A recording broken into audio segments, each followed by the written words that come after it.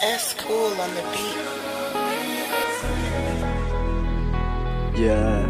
Fuego made the freaking vibe. Kenza.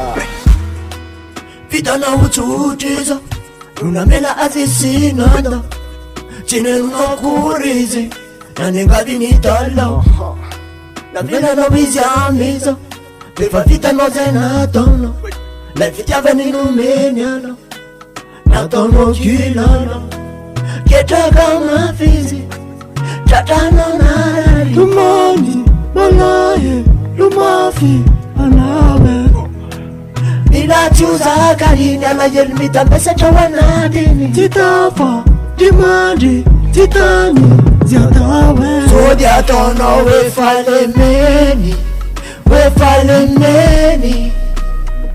Levitia vanya wini Sodia tono papidinoise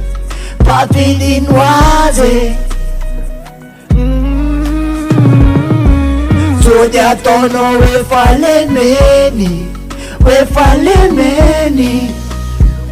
Levitia vanya na wini Sodia tono we fidinoise Made the freaking vibe.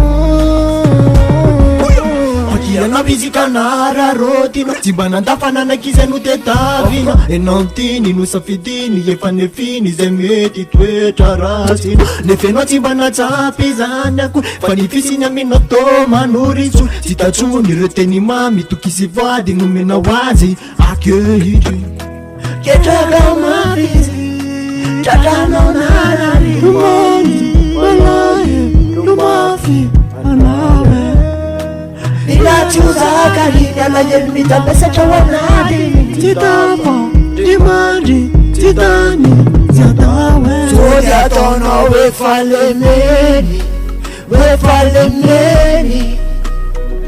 Levitia vanya na wini Sodia tono papidinoise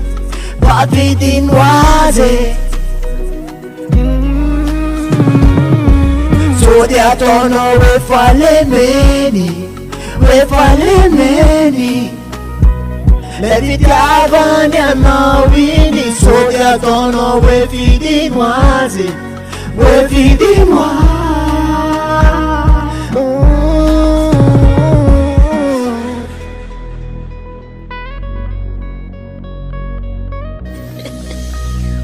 S cool on the beat.